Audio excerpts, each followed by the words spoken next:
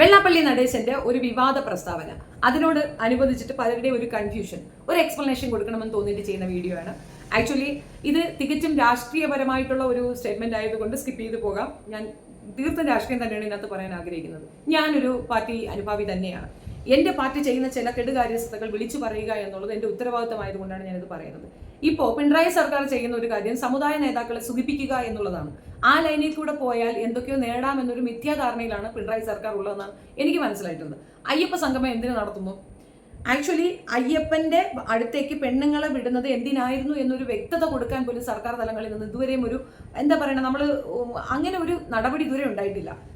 നമ്മളൊരു വിഷയം അവതരിപ്പിക്കുന്നു, അല്ലെങ്കിൽ നമ്മളൊരു നിയമം കൊണ്ടുവരുന്നു, അത് എന്തിനാണെന്ന് കൃത്യമായി പറഞ്ഞു കൊടുക്കണ്ടേ? ഫോർ എക്സാമ്പിൾ, ഇപ്പോൾ ടാസ്കിന്റെ കേസ് പറയാം. ഇപ്പം നമ്മൾ ബിഗ് ബോസിലെ ടാസ്ക് കൊടുത്തിട്ട് അത് എങ്ങനെയാണ് കളിക്കേണ്ടതെന്ന് പറഞ്ഞു കൊടുക്കാതിരുന്ന ആകെ തെറ്റിപ്പിരിഞ്ഞ് എന്തൊക്കെയാവൂലേ? അതുപോലൊരു അവസ്ഥയാണിത്. മൗലികമായ അവകാശ ലംഘനമാണ് ശബരിമലയിൽ പെണ്ണുങ്ങൾക്ക് നിഷേധിച്ചിട്ടുണ്ടായിരുന്നത്. മൗലിക അവകാശ ലംഘനം, നമ്മളുടെ ശരീരത്തിന്റെ ഒരു പ്രത്യേകതരം സംഗതിയെ ബേസ് ചെയ്തുകൊണ്ട് നമ്മളെ നീക്കി നിർത്തുന്ന രീതി, അതിനെതിരെയാണ് സമരം ഉണ്ടായിരുന്നത്. 12 വർഷത്തോളം കേസ് വാദിച്ചു. കേസിൽ വിജയം കണ്ടെത്തി. സ്ത്രീ ആയിട്ടിരുന്ന ജഡ്ജി പോലും വേണ്ട എന്ന് പറയുന്നിടത്ത് പുരുഷന്മാർ കയറട്ടെ എന്ന് പറഞ്ഞുകൊണ്ട് അതിനൊരു നല്ല ഒരു ടൈമിൽ അതിനൊരു വിധി വന്നിട്ടുണ്ടായിരുന്നു. ഇതൊക്കെ സത്യം പറഞ്ഞു കഴിഞ്ഞാൽ ഇതിനകത്തൊക്കെ ഒരു മതം കുത്തിക്കയറ്റി രാഷ്ട്രീയപരമായ മുതലെടുപ്പ് നടത്തുകയാണ് യഥാർത്ഥത്തിൽ ഈ ജനപ്രതിനിധികൾ ഓരോരുത്തരും ചെയ്തിട്ടുള്ളത്. അപ്പൊ അയ്യപ്പ സംഗമം കൊണ്ടുവന്നു കഴിഞ്ഞിട്ട് അത് ഞങ്ങൾ ചെയ്തതല്ല, ഞങ്ങൾ ഇതിനെ അനുകൂലിക്കുന്നു എന്ന് പറയുമ്പോൾ സത്യത്തിൽ എന്താണ് കമ്മ്യൂണിസം എന്ന് പോലും അറിയാത്ത ഒരു കമ്മ്യൂണിസ്റ്റുകാരനായിട്ട് മാറിക്കൊണ്ടിരിക്കുന്നു പിണറായി വിജയൻ എന്ന് ഞാൻ പറയും. രണ്ടാമത്തെ കാര്യം, ഈ വെള്ളാപ്പള്ളി നടേശന്റെ പൊസിഷൻ എന്താണ്? SNDP ജനറൽ സെക്രട്ടറിയാണ്. മൊത്തം ഈഴവ കമ്മ്യൂണിറ്റിയുടെ അധിപൻ ആണ് പുള്ളിക്കാരൻ, അല്ലേ? എന്താണ് ഈഴവ കമ്മ്യൂണിറ്റി നമുക്ക് വേണ്ടി ചെയ്തത്? ഈ നാട്ടിലെ സർവത്ര നവോത്ഥാനത്തിന്റെയും ചുക്കാൻ പിടിച്ച മനുഷ്യരാണ് ഈഴവ സമുദായത്തിലെ മനുഷ്യർ. അവർ പണമുണ്ടാക്കുകയും അവർ ശരിക്കും ശക്തമായി ചിന്തിക്കുകയും പ്രവർത്തിക്കുകയും ചെയ്തതിന്റെ അനന്തരഫലമാണ് നമ്മൾ ഇന്ന് ശ്വസിക്കുന്ന ഓരോ വായുവിലുമുള്ള സ്വാതന്ത്ര്യം. എന്താണ് ഇവർക്കത് മനസ്സിലാകാത്തത്? നമുക്ക് ഇപ്പോൾ ഡിഗ്രി പഠിച്ച് എന്താ പറയുക, MBBS കഴിഞ്ഞ് BDS കഴിഞ്ഞ് അതിന്റെ മേളിൽ എന്തൊക്കെ പഠിച്ച് പോയാൽ പോലാണ് നമുക്കൊരു ഡോക്ടർ എന്ന പൊസിഷൻ കിട്ടുക. ഈ നാട്ടിലെ ഏറ്റവും കൂടുതൽ വൈദ്യന്മാർ വന്ന ഒരു വിഭാഗം എന്ന് പറയുന്നത് അവരാണ്. എഡ്യൂക്കേഷൻ ലെവലൊന്നും പറയാമേ, ഡോക്ടർ പൽപ്പു ഉൾപ്പെടെ ഒരുപാട് പേര് നമുക്ക് എടുത്തു വെച്ച് മുൻപോട്ട് കാണിക്കാൻ പറ്റും. എന്തിനാണ് നാരായണ ഗുരു പോലും ആ കമ്മ്യൂണിറ്റിയിൽ നിന്ന് ഒന്നാണ്. അദ്ദേഹം കൊണ്ടുവന്ന നവോത്ഥാന ലോകത്താർക്കെങ്കിലും കൊണ്ടുവരാൻ റീപ്ലേസ്മെന്റ് ഇല്ലാത്ത ഒരു വ്യക്തിത്വം, അതും ഈ കമ്മ്യൂണിറ്റിയിൽ നിന്ന് വന്നതാണ്. അവരുടെ സംഭാവനയാണ്. കേരള കൗമുദിയുടെ കാര്യം ഇപ്പോൾ വേറെ രീതിയിലാണ് പോണെന്നുണ്ടെങ്കിലും മൊത്തത്തിൽ ഈ ഒരു കമ്മ്യൂണിറ്റി നമുക്ക് തന്നിട്ടുള്ള സംഭാവനകൾ കേരളീയർക്ക് മറക്കാൻ പറ്റത്തില്ല. മൊത്തം ഇന്ത്യയുടെ കാര്യം എടുത്ത് കേരളീയർക്ക് മറക്കാൻ പറ്റാത്ത തക്കവണ്ണമുണ്ട് സംഭാവനകൾ നടത്തിയ ഒരു വിഭാഗത്തിലെ തലവനായി 30 വർഷമായി അതിനകത്ത് കയറി കുത്തിയിരിക്കുന്ന ഈ വൃത്തികെട്ടവനെ ഇനിയും നിങ്ങൾ മൂക്കുകയറിയിട്ടില്ലെങ്കിൽ സത്യം പറഞ്ഞാൽ നിങ്ങളെ ആളുകൾ വെറുക്കാൻ തുടങ്ങും. 30 വർഷമായി നിങ്ങൾ നിഷ്ക്രിയരാണ്. ഈ വൃത്തികെട്ടവൻ കാണിക്കുന്ന വൃത്തികേടുകളൊക്കെ കണ്ടിട്ട് നിങ്ങൾ മൗനമായി ഇരുന്ന് അയാളെ വീണ്ടും ആ പൊസിഷനിൽ ഇരുത്തുന്നുണ്ടെങ്കിൽ നിങ്ങൾ നിഷ്ക്രിയരായി. നാരായണ ഗുരു എന്നേ മരിച്ചു. നമ്മളുടെയൊക്കെ മനസ്സുകളിൽ ജീവിക്കുന്ന അദ്ദേഹം അവിടെയും മരിച്ചുകൊണ്ടിരിക്കുകയാണ്. അദ്ദേഹം മുന്നോട്ട് വെച്ച എന്ത് ആശയമാണ് ഇയാൾ ഉൾക്കൊണ്ടുകൊണ്ട് ആ പൊസിഷനിൽ കയറിയിരിക്കുന്നത്? SNDP എന്ന് പറയുന്ന ഈ ഒരു ഇത് ഉണ്ടാക്കിയെടുത്തത് ആരാണ്? അതിന്റെ ഉദ്ദേശ ലക്ഷ്യം എന്താണ്? പൊതുസമൂഹത്തിന് വേണ്ടിയിട്ടുള്ള നന്മകൾ ചെയ്യണമെന്ന് പറഞ്ഞുകൊണ്ട് ഉണ്ടാക്കിയെടുത്ത ഒരു സംഘടനയുടെ നേതൃപദവിയിൽ 30 വർഷമായി കയറിയിരുന്ന കുടുംബ മഹിമയും അയാളുടെ കുടുംബ പ്രോപ്പർട്ടിയായിട്ട് അതിനെ ഉപയോഗിക്കുകയും ചെയ്യുമ്പോൾ അത് ചോദ്യം ചെയ്യാൻ പോലും ആർജവമില്ലാതെ നിങ്ങൾ നിഷ്ക്രിയരായി നിൽക്കുന്നെങ്കിൽ നിങ്ങളുടെ പരപിതാക്കന്മാർ ചെയ്തത് എന്താണെന്ന് ഒന്ന് പഠിക്കുകയെങ്കിലും ചെയ്യണ്ടേ? പൊന്നു സഹോദരങ്ങളെ, എന്താണ് ഈ കാണിക്കുന്നത്? ഇയാൾ ചോദിച്ചൊരു ചോദ്യം, അതിനകത്തുണ്ട് ഇയാളുടെ വൃത്തികേട് എന്താണെന്ന്, ഇയാളുടെ ഉള്ളിൽ എന്താണെന്ന്. നമ്മുടെ നാട്ടില് ഈ ഭരണഘടന വന്നതോടൊപ്പം ആർട്ടിക്കിൾ 17 വ്യക്തമായി പറയുന്ന കാര്യമാണ്, ഈ ഒരു കാരണവശാലും ജാതീയമായ അയിത്തമോ അല്ലെങ്കിൽ ഈ ജാതി വ്യത്യാസങ്ങളോ പാടില്ല, അത് ക്രൈമാണെന്ന് പറയുന്നുണ്ട്. വേണമെങ്കിൽ ആർട്ടിക്കിൾ 7 ഒരു പൂർണ്ണ രൂപം ഞാനിവിടെ വെക്കാം, അതൊന്ന് കേട്ട് നോക്കുക, കണ്ടു നോക്കുക. ആർട്ടിക്കിൾ 7 പ്രധാന ലക്ഷ്യങ്ങൾ: തൊട്ടുകൂടായ്മ നിർത്തലാക്കുക, നൂറ്റാണ്ടുകളായി നിലനിരുന്ന ഈ സാമൂഹിക അനാചാരം എന്നേക്കുമായി അവസാനിപ്പിക്കുക, വിവേചനം നിരോധിക്കുക, തൊട്ടുകൂടായ്മയുടെ പേരിൽ എന്തെങ്കിലും തരത്തിലുള്ള വിവേചനം കാണിക്കുന്ന പൂർണ്ണമായും നിയമവിരുദ്ധമാണെന്ന് പ്രഖ്യാപിക്കുക, ശിക്ഷാ നടപടികൾ: തൊട്ടുകൂടായ്മ നിരോധിക്കുന്ന നിയമം ലംഘിക്കുകയോ വിവേചനം കാണിക്കുകയോ ചെയ്യുന്ന വ്യക്തികൾ നിയമപ്രകാരം ശിക്ഷിക്കപ്പെടും. സാമൂഹിക നീതി എന്താണെന്നോ എന്താണ് ചെയ്യേണ്ടെന്നോ ഒരു വ്യക്തമായ ധാരണയില്ലാത്ത ഒരു വൃത്തികെട്ടവനെ കൊണ്ടു നടന്നു എന്നൊരു തെറ്റാണ് അങ്ങനെ ചെയ്തിട്ടുള്ള പിണറായി വിജയൻ. പക്ഷെ ഇയാൾ ഇതിനെ അനുകൂലിച്ചുകൊണ്ട് അല്ലെങ്കിൽ ഇയാൾ ചെയ്തതിനെ ന്യായീകരിച്ചുകൊണ്ട് പറഞ്ഞ സ്റ്റേറ്റ്മെന്റ് എത്ര വൾഗറായ ഒരു സ്റ്റേറ്റ്മെന്റ് ആണെന്ന് ആലോചിച്ച് നോക്കിയാൽ. അയാൾ പറഞ്ഞത് ഇതാണ്: ഞാനെന്താ വല്ല തീണ്ടാൽ ജാതിയിൽപ്പെട്ടവനാണോ എന്ന് വെച്ചാൽ ഇപ്പോഴും തീണ്ടാൽ ജാതിക്കാരുണ്ട് എന്നാണ്. അപ്പൊ തീണ്ടാരിക ഇവിടെ ഉണ്ട് എന്നാണ് ഈ വൃത്തികെട്ടവൻ പറയുന്നത്. മുഖ്യമന്ത്രിയുടെ കാറിൽ കയറാനും മാത്രം പറ്റാത്ത തരത്തിലുള്ള തീണ്ടാ ജാതിക്കാർ ഇവിടെ ഉണ്ടെന്നല്ലേ ഇവ പറഞ്ഞ സ്റ്റേറ്റ്മെന്റ് അർത്ഥം. ഇപ്പോഴും ജാതി വ്യത്യാസമുണ്ട്. 2, ഇയാളേതോ ഉന്നത കുലജാതനാണ് എന്നല്ലേ ആ പറയുന്നതിന്റെ സൂചന. അതിൽ തെറ്റ് നിങ്ങൾക്ക് മനസ്സിലാകുന്നുണ്ടോ? എന്തോ ഞാൻ മുഖ്യമന്ത്രിക്ക് ഇപ്പോൾ യാത്ര ചെയ്താൽ ആർക്ക് എന്താണ് നഷ്ടം? നഷ്ടമുണ്ടോ? വി ദ പീപ്പിൾ, ഞങ്ങൾ ഡിസൈഡ് ചെയ്യും. ഞങ്ങൾ ഹയർ ചെയ്തൊരു പൊസിഷൻ മാത്രമാണ് അങ്ങേര് അവിടെ ഇരിക്കുന്നത്. ആരാണ് അദ്ദേഹം? മുഖ്യമന്ത്രിയാണ്, ജനപ്രതിനിധിയാണ്, ജനങ്ങളാൽ തെരഞ്ഞെടുക്കപ്പെട്ട ഒരു വ്യക്തിയാണ് അയാൾ. അതിനപ്പുറം അയാൾക്ക് എന്ത് വാല്യൂ? അയാൾ ഒരു വ്യക്തി എന്ന നിലയിൽ അവിടെ ഒരു വാല്യൂ ഇല്ല. ഞങ്ങൾ നിർദ്ദേശിക്കുന്ന കാര്യങ്ങൾ ഞങ്ങൾക്ക് വേണ്ടി ചെയ്യാനാണ്. വി ദ പീപ്പിൾ, ഞങ്ങൾക്ക് പല ജോലികളുണ്ടാവും. ഇപ്പം ഒരു എഞ്ചിനീയർ ആണെങ്കിൽ എഞ്ചിനീയറിംഗ് പോലെ, ഡോക്ടർ, പലർക്കും പല ജോലികളുണ്ടാവും. ഞങ്ങൾക്ക് ഇതൊന്നും നോക്കി നടത്താനുള്ള ഒരു സമയക്കുറവുള്ളത് കൊണ്ട് ആ സമയമുള്ള ഒരു വ്യക്തിയെ നമ്മൾ ആ പൊസിഷനിലേക്ക് കൊണ്ടിരുത്തുന്നു എന്നതിനപ്പുറം പിണറായി വിജയൻ മറ്റൊന്നാണെന്ന് പറയും. ഞങ്ങൾ കൊടുക്കുന്ന ആഹാരമാണ് അദ്ദേഹം ഭക്ഷിക്കുന്നത്. ഞങ്ങളുടെ ടാക്സ് പേയ്മെന്റിൽ ജീവിക്കുകയാണ് അയാൾ. ആ വാഹനം ഞങ്ങളുടെ സ്വന്തമാണ്. ഞങ്ങൾക്ക് ബുദ്ധിമുട്ടുണ്ട്. ഈഴവ കമ്മ്യൂണിറ്റി മാത്രമല്ല കേരളത്തിലുള്ളത്, മറ്റു കമ്മ്യൂണിറ്റിക്കാരും ഉണ്ട്. നിങ്ങളെ മാത്രം ഒരു കാരണവശാലും ഈഴവ സമുദായത്തിലുള്ള മനുഷ്യർക്ക് ആപ്റ്റായിട്ടുള്ള ഒരു അധികാരിയല്ല ഈ മനുഷ്യൻ. നിങ്ങളുടെ സമുദായത്തിനെ അവഹേളിക്കാൻ മാത്രമേ ഇയാളെ കൊണ്ട് ഉപകരിക്കുള്ളൂ. ഇയാൾ ഒരുത്തൻ കാരണം ഈ കമ്മ്യൂണിറ്റി അവഹേളിക്കപ്പെടും എന്നുള്ള തർക്കമേ വേണ്ട. എന്ത് വൃത്തികെട്ട സ്റ്റേറ്റ്മെന്റ് ആണ് പറഞ്ഞത്. ഇയാളെ ഇനി ആ പൊസിഷൻ ഇരുത്തണോ വേണ്ടോ നിങ്ങൾ ചിന്തിക്കണം. പിന്നെ ഇയാൾ വണ്ടി കയറിയുള്ള കുഴപ്പം എന്താണ്? എടോ, വണ്ടി കയറുന്നവനിക്ക് മിനിമം ക്വാളിറ്റി ഉണ്ടായിരിക്കണം.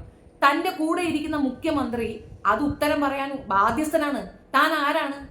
മൈക്രോ ഫിനാൻസ് കേസിൽ വിജിലൻസിന്റെ അന്വേഷണം നേരിടുന്ന ഒരു ക്രിമിനലാണ് താൻ. മൈക്രോ ഫിനാൻസ് പോട്ടെ, തന്റെ SNDP ഈ ഓഫീസിൽ തന്നെ ഒരാൾ തന്റെ പേര് മഹേഷ് എന്ന് പറയുന്ന ആള് തന്റെ പേര് എഴുതി വെച്ചിട്ട് സൂയിസൈഡ് ചെയ്തില്ലേ? അതിൽ താൻ ഇത് നേരിടുന്ന ആളല്ലേ? അന്വേഷണം നേരിടുന്ന ആളല്ലേ? തന്നെ പ്രതി ചേർത്തുകൊണ്ട് ഒരാൾ തന്റെ സൂയിസൈഡിന് കാരണം ഇവനാണ് എന്ന് എഴുതി വെച്ചുകൊണ്ട് ആത്മഹത്യ ചെയ്തിരിക്കുകയാണ്. പിന്നല്ല മഠത്തിലെ അങ്ങേരെ ഞാൻ പറയുന്നില്ല, അതൊക്കെ വേറെ ഒരുപാട് കേസിൽ, നിരവധി കേസുകളിൽ, ക്രിമിനൽ കേസുകളിൽ പ്രതി ചേർക്കപ്പെട്ടിട്ടുള്ള ഒരു വൃത്തികെട്ട ഒരുത്തനെ മുഖ്യമന്ത്രിയെ പോലെയുള്ള ഒരു മനുഷ്യന്റെ വാഹനത്തിൽ, അതും ജനങ്ങളാൽ തെരഞ്ഞെടുക്കപ്പെട്ട ജനപ്രതിനിധി, ജനങ്ങളാൽ കൊടുക്കുന്ന പെട്രോളിൽ ഓടുന്ന ജനങ്ങളുടെ തന്നെ വാഹനത്തിൽ കയറി കുത്തിയിരിക്കാൻ എന്ത് അവകാശമാണെന്നാണ് ചോദ്യം. രണ്ടാമത്തെ ചോദ്യം ദിസ് ഈസ് വെരി റെലവന്റ് ചോദ്യമാണ്.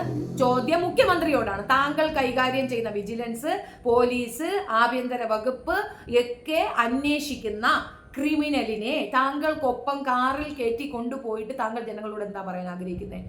ജനങ്ങൾ എന്താ മന്ദബുദ്ധികളാണോ? ഞങ്ങൾ എന്താണ് മനസ്സിലാക്കേണ്ടത് താങ്കളുടെ ഈ ഒരു ചെയ്തിൽ നിന്ന്? ശരിയായ നടപടിയാണോ ഇത്? അയ്യപ്പ സംഗമം എന്ന് പറയുന്ന ആ ഒരു സംഗതിയിൽ പോയി പാർട്ടിസിപ്പേറ്റ് ചെയ്യാൻ പോയപ്പോൾ എടുത്ത ഫോട്ടോയാണ്. അയ്യപ്പ സംഗമത്തിൽ പാർട്ടിസിപ്പേറ്റ് ചെയ്യുന്നതിലോ അയ്യപ്പ സംഗമം നടത്തുന്നതിലൊന്നും ഇവിടെ ആർക്കും ഒബ്ജക്ഷനും ഇല്ല, അതിനകത്ത് യാതൊരു കംപ്ലൈന്റും ഇല്ല. പക്ഷെ ഒരു ചോദ്യം ചോദിക്കട്ടെ, അവിടെ പോയപ്പം ഇയാൾക്ക് വാഹനമില്ലേ? ഇയാൾ അത്ര പാവപ്പെട്ടവനാണോ? ഇയാൾക്ക് മുഖ്യമന്ത്രിയുടെ വാഹനത്തിൽ കയറി തന്നെ യാത്ര ചെയ്യണമെന്ന് എന്താണ് ഇത്ര നിർബന്ധം? ഗസ്റ്റ് ഹൗസിൽ നിന്ന് ഇയാളെ വാഹനത്തിൽ കയറ്റിക്കൊണ്ട് ഈ അയ്യപ്പ സംഗമത്തിലേക്ക് കൊണ്ടുവരികയാണ് നമ്മുടെ മുഖ്യമന്ത്രി. അതിന്റെ ആവശ്യം എന്താ? ഇയാൾക്ക് വാഹനമില്ലേ? ഇയാൾ അത്ര പിച്ചക്കാരനാണോ? അപ്പോൾ നിങ്ങൾക്ക് തമ്മിൽ എന്തോ കണക്ഷൻ ഉണ്ട്.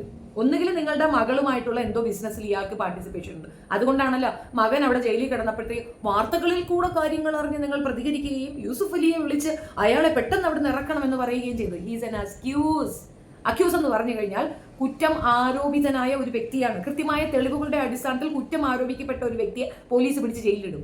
അത്തരത്തിൽ ജയിലിൽ കിടക്കുന്ന ഒരു വ്യക്തിയെ ഇറക്കാൻ വേണ്ടിയിട്ട് നാടിന്റെ മുഖ്യമന്ത്രി ശുപാർശ കത്തയക്കുകയാണ്.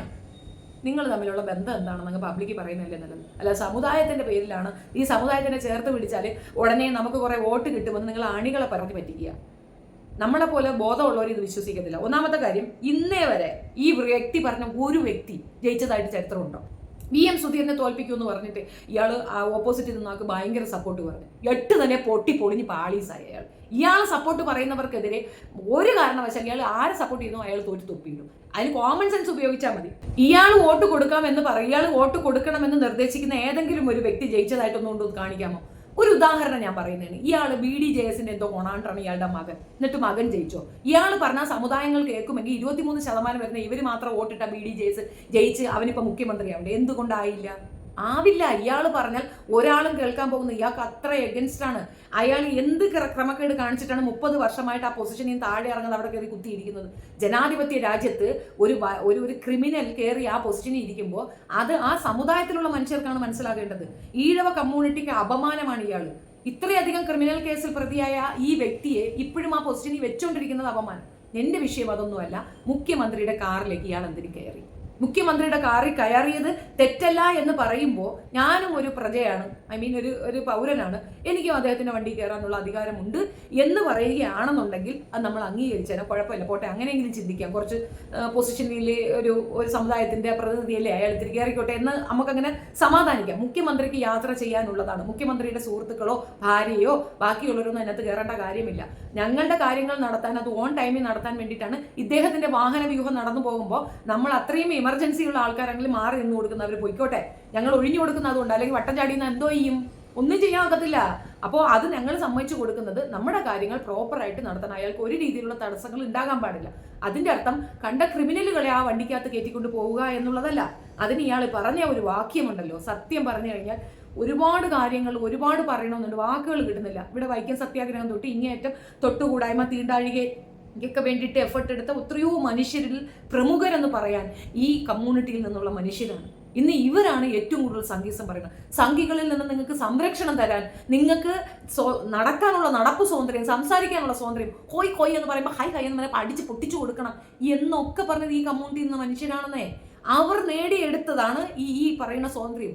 അതിനെ ബൂസ്റ്റപ്പ് ചെയ്തുകൊണ്ട്, അല്ലെങ്കിൽ അതിനെപ്പോലും നാണം കെടുത്തുന്ന രീതിയിലുള്ള സ്റ്റേറ്റ്മെന്റ് ആണ് ഞാൻ തീണ്ടാഴിക ഉള്ളവനാണെന്ന്. അപ്പൊ തീണ്ടാഴികയുള്ള മനുഷ്യർ ഇവിടെ ഉണ്ടെന്നല്ലേ അർത്ഥം? ഇവൻ പറഞ്ഞതിന്റെ ആ ഡെപ്ത് ഈ നാറിക്ക് അറിയാത്തത് കൊണ്ടാണോ? എന്താ ഇവൻ ഉദ്ദേശിക്കുന്നേ? ഇപ്പോഴും ഈ നാട്ടിൽ ജാതി ഉണ്ടോ ഇല്ലയോ, ഞാനിതൊന്നും കണ്ടിട്ടില്ല എന്നൊക്കെ മേജർ രവി പറയുന്നുണ്ടായിരുന്നു. കണ്ടില്ല? മേജർ രവി ഇത് കേൾക്കുന്നില്ലേ? ഉണ്ടടാ, അതുകൊണ്ടാണ് ഇവൻ ഇത് പറയുന്നത്.